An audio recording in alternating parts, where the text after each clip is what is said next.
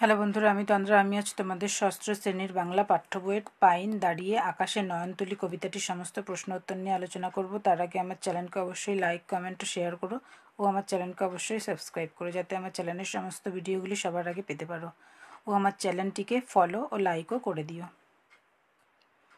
দেখো, পাইন দাঁড়িয়ে আকাশে নয়নতুলি কবিতাটি কার লেখা? কবিতাটি হাইনরিখ হাইনের লেখা। একে দুই অধ্যায়ে কী আছে দেখো, কবি হাইনের লেখা দুটি কবিতার বইয়ের নাম লেখো। উত্তর কী হবে দেখো, কবি হাইনের লেখা দুটি কবিতার বইয়ের নাম হলো নতুন কবিতা ও জার্মানি এক শীতের রূপকথা। একে তিনের দিকে কী আছে দেখো, কবি হাইনের লেখা দুটি গদ্য গ্রন্থের নাম লেখো। উত্তর কী হবে দেখো, কবি হাইনের লেখা দুটি গদ্য গ্রন্থের নাম হলো ফরাসি পরিস্থিতি ও রোম্যান্টিক কাব্যধারা। দুইয়ের দায়ে কী আছে দেখো, ঠিক উত্তরের ওপরে টিক দাও। দুইয়ের একের দায়ে কী আছে দেখো, উত্তরে, দক্ষিণে না পশ্চিমে বুনো নগ্ন পাহাড়ে পাইন দাঁড়িয়ে। উত্তর কী হবে? উত্তরে।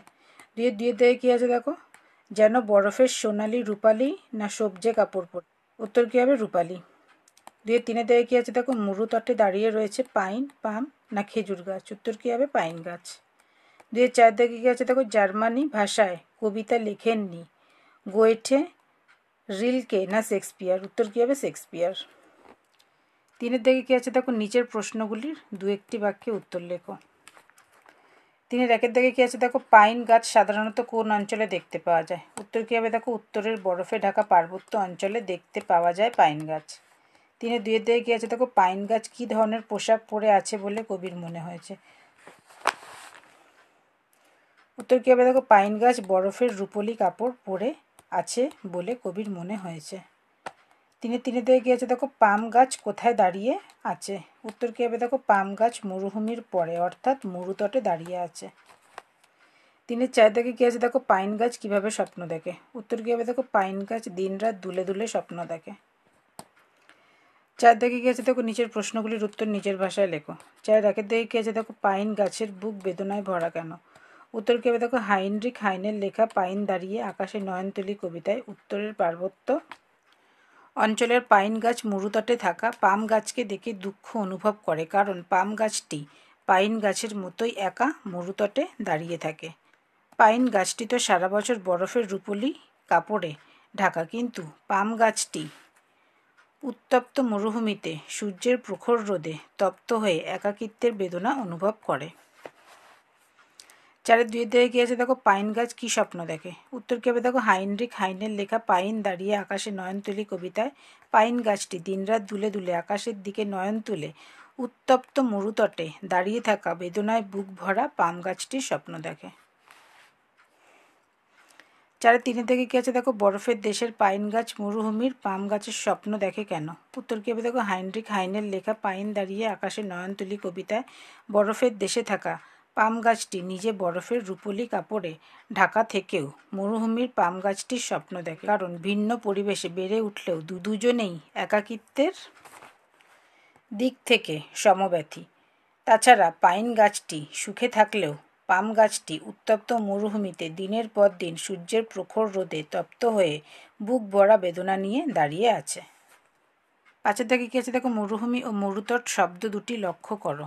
মরু যুক্ত ভূমি, এখানে দিয়েছে মরুযুক্ত তট, ইজিক্যাল টু কি দিয়েছে? মরুভূমি, আর এখানে হচ্ছে মরুতট। মানে এই শব্দটার সাথে এই শব্দ আর এই শব্দটার সাথে এই শব্দ তোমাদেরকে ম্যাচ করে এখানে লিখতে হবে কি উত্তর হবে। তারপরে কি বলেছে দেখো, একইভাবে সূর্য ও নয়নের সঙ্গে একাধিক শব্দ যোগ করে নতুন শব্দ তৈরি করো। অর্থাৎ মরুর জায়গায় তোমাদেরকে লিখতে হবে প্রথমে সূর্য দিয়ে, আর এদিকে তোমাদেরকে নিজের থেকে শব্দ লিখে তোমাদেরকে তার অ্যান্সার লিখতে হবে, আর পরেরটা করতে হবে নয়ন দিয়ে।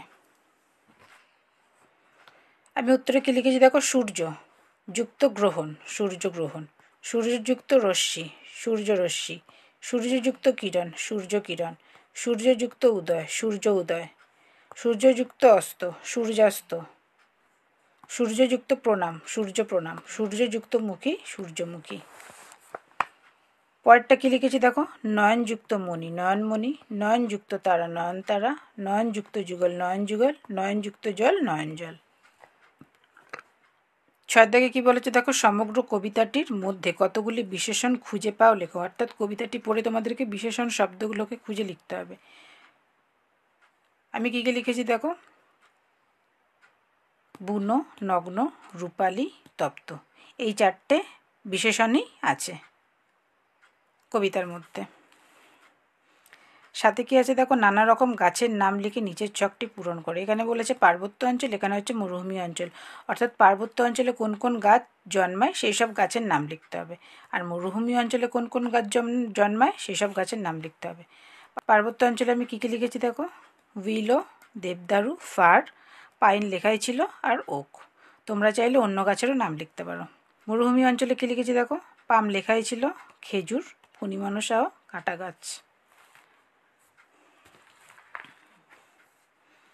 8 দিকে কী আছে দেখো, পার্বত্য অঞ্চল ও মরুভূমি অঞ্চলের ভূপ্রকৃতি ফুটিয়ে তুলতে তুমি নিজের মানচিত্রে কি কি শব্দ ব্যবহার করবে।